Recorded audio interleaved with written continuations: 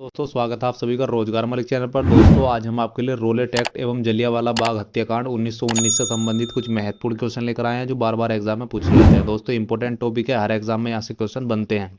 तो चलिए स्टार्ट करते हैं बिना किसी देरी के। आपका पहला क्वेश्चन है, भारतीय स्वतंत्रता संग्राम के दौरान रोलेट एक्ट ने किस कारण से सार्वजनिक रोष उत्पन्न किया था? इसने धर्म की स्वतंत्रता को कम किया, इसने भारतीय परंपरागत शिक्षा को दबाया, इसने लोगों को बिना मुकदमा चलाए जेल भेजने के लिए अधिकृत किया, इसने श्रमिक संघ ट्रेड यूनियन की गतिविधियों को नियंत्रित किया। तो आपका सही उत्तर हो जाएगा ऑप्शन सी, इसने लोगों को बिना मुकदमा चलाए जेल भेजने के लिए अधिकृत किया। दोस्तों रोलेट एक्ट के तहत बिना मुकदमे के लोगों को जेल भेज दिया जाता था, इसको याद रखेंगे। चलिए दोस्तों देख लेते हैं। भारत में बढ़ रही क्रांतिकारी गतिविधियों को कुचलने के लिए सरकार ने वर्ष 1917 में न्यायाधीश सिडनी रोलेट की अध्यक्षता में एक समिति गठित की, जिसका उद्देश्य आतंकवाद को कुचलने के लिए एक प्रभावी योजना का निर्माण करना था। इसके सुझाव पर मार्च 1919 में पारित विधेयक रोलेट एक्ट के नाम से जाना गया। रोलेट अधिनियम के द्वारा अंग्रेजी सरकार जिसको चाहे जब चाहे बिना मुकदमा चलाए जेल में बंद कर सकती थी। इसलिए कानून को बिना वकील, बिना अपील या बिना दलील का कानून कहा गया। इसको याद रखेंगे दोस्तों, इंपॉर्टेंट क्वेश्चन है। चलिए अगला क्वेश्चन देखते हैं, क्वेश्चन नंबर 2। रोलेट एक्ट लाने का क्या प्रयोजन था? भूमि सुधार, राष्ट्रीय एवं क्रांतिकारी गतिविधियों पर रोक लगाना, बैलेंस ऑफ ट्रेड को ठीक करना, द्वितीय विश्व युद्ध के बंदियों पर मुकदमा चलाना। आपका सही उत्तर हो जाएगा ऑप्शन बी, राष्ट्रीय एवं क्रांतिकारी गतिविधियों पर रोक लगाने के लिए ये लाया गया था। चलिए अगला क्वेश्चन देखते हैं, question number 3। Rowlatt act Bharat में लागू किया गया था 1909 में, 1919 में, 1930 में या 1942 में? आपका सही उत्तर हो जाएगा ऑप्शन बी, 1919 में। दोस्तों मार्च 1919 में रोलेट एक्ट जो है भारत में लागू किया गया था। चलिए अगला क्वेश्चन देखते हैं, क्वेश्चन नंबर 4।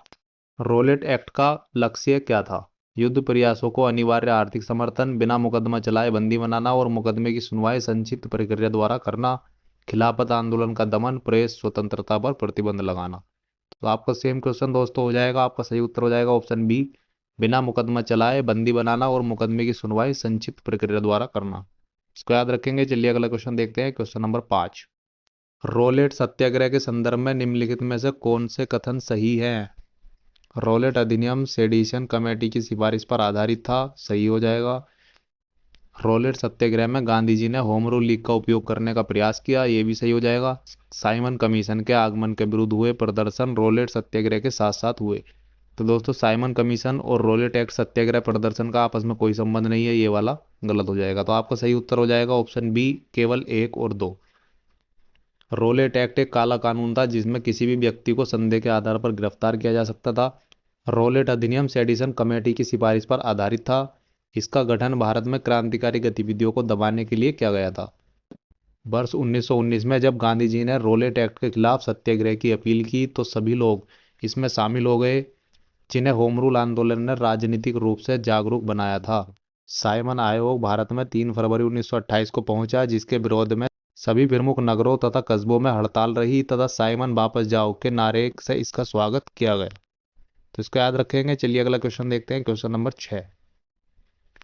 जब रोलेट एक्ट पारित हुआ था उस समय भारत का वायसराय कौन था? Lord Darwin, Lord Reading, Lord Chelmsford, Lord Wavell?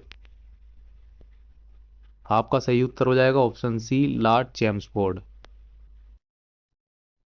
Lord Chelmsford वर्ष 1916 से 1921 के मध्य भारत के वायसराय रहे थे। इन्हीं के कार्यकाल में 1919 में रोलेट एक्ट पारित किया गया था, इसको याद रखेंगे। चलिए अगला क्वेश्चन देखते हैं, क्वेश्चन नंबर 7। रोलेट एक्ट को किस वायसराय के काल में पारित किया गया था? Lord Harding, Lord Reading, Lord Chelmsford या लॉर्ड मिंटो? तो सेम क्वेश्चन दोस्तों रिपीट क्वेश्चन है, आपका सही उत्तर हो जाएगा ऑप्शन सी, लॉर्ड चैम्सफोर्ड। इसका लक्ष्य था, इसका मतलब दोस्तों रोलेट एक्ट का ये लक्ष्य पूछ रहा है, क्या इसका लक्ष्य था? वैयक्तिक स्वतंत्रता को सीमित करना, भारतीय राष्ट्रीय कांग्रेस को प्रतिबंधित करना, सांप्रदायिक प्रतिनिधित्व को विस्तृत करना, देशद्रोह के आरोप में राष्ट्रीय नेताओं को बंदी बनाना। आपका सही उत्तर हो जाएगा ऑप्शन ए, वैयक्तिक स्वतंत्रता को कम करना। मार्च 1919 में केंद्रीय विधान परिषद से पास हुआ विधेयक रोलेट एक्ट के नाम से जाना गया, जिसके अनुसार अंग्रेजी सरकार जिसे चाहे जब चाहे बिना मुकदमा चलाए जेल में बंद रख सकती थी। इस कानून द्वारा वैयक्तिक स्वतंत्रता को सीमित किया गया था, इसको याद रखेंगे, इंपोर्टेंट क्वेश्चन है। चलिए अगला क्वेश्चन देखते हैं, क्वेश्चन नंबर 9। अखिल भारतीय राजनीति में गांधी जी का पहला साहसिक कदम क्या था? असहयोग आंदोलन, रोलेट सत्याग्रह, चंपारण आंदोलन या दांडी यात्रा? आपका सही उत्तर हो जाएगा ऑप्शन बी, रोलेट सत्याग्रह। दोस्तों, रोलेट एक्ट के विरुद्ध रोलेट सत्याग्रह गांधी जी का राजनीति में पहला साहसिक कदम था, इसको याद रखेंगे।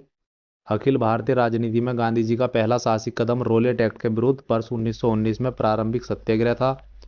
गांधी जी ने रोलेट सत्याग्रह के लिए 3 राजनीतिक मंचों का उपयोग किया था: होम रूल लीग, खिलाफत एवं सत्याग्रह सभा। उल्लेखनीय है कि इससे पूर्व चंपारण, खेड़ा और अहमदाबाद आंदोलन जो थे वो गांधी जी के आंदोलन क्षेत्र विशेष से ही संबंधित थे। तो इसको याद रखेंगे, इंपोर्टेंट क्वेश्चन है। चलिए अगला क्वेश्चन देखते हैं, क्वेश्चन नंबर 10। रोलेट एक्ट के विरोध में किसने लगान न देने का आंदोलन चलाने का सुझाव दिया था? अब्दुल कलाम आजाद, गांधी जी, रविंद्रनाथ टैगोर या स्वामी श्रद्धानंद?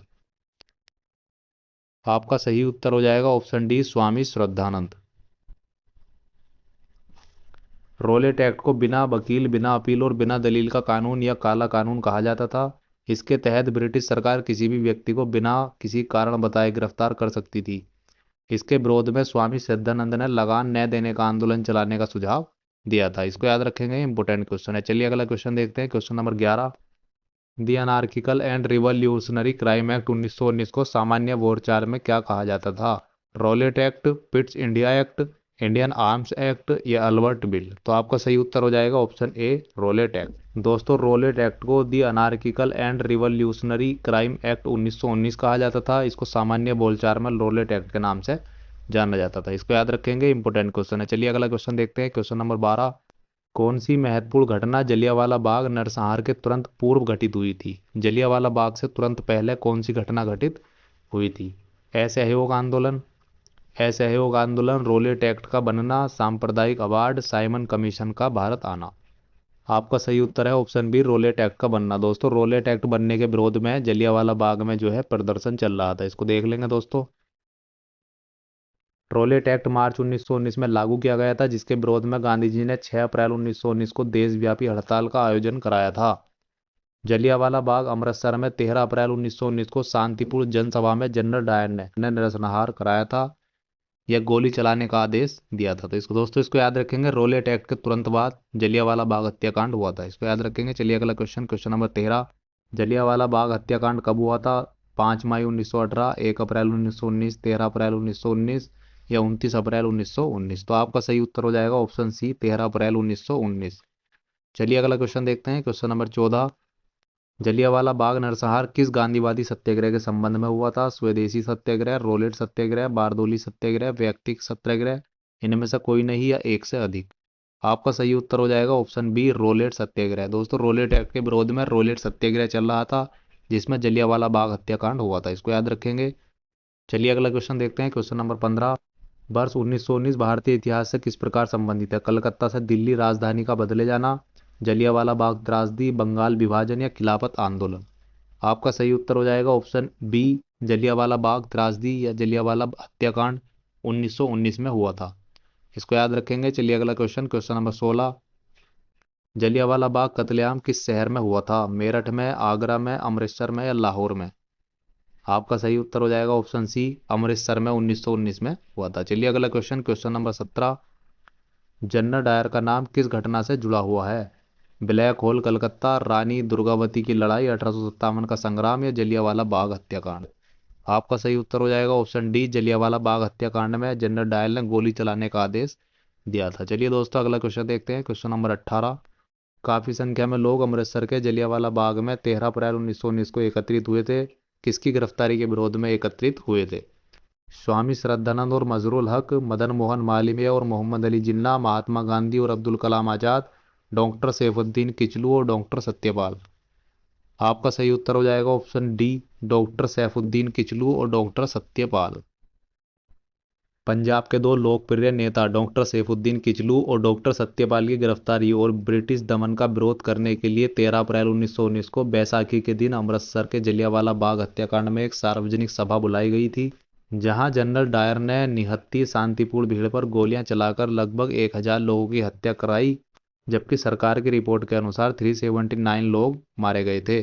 13 अप्रैल 1919 को जलियांवाला बाग नरसंहार की हृदय विदारक घटना के बाद रविंद्रनाथ टैगोर ने ब्रिटिश सरकार द्वारा प्रदान की गई नाइट की उपाधि लौटा दी थी तथा शंकर नायर ने भी वायसराय की कार्यकारिणी से इस्तीफा दे दिया था। इसको याद रखेंगे। चलिए अगला क्वेश्चन देखते हैं। क्वेश्चन नंबर 19, जलियांवाला बाग में प्रदर्शन के लिए क्यों लोग जमा हुए थे?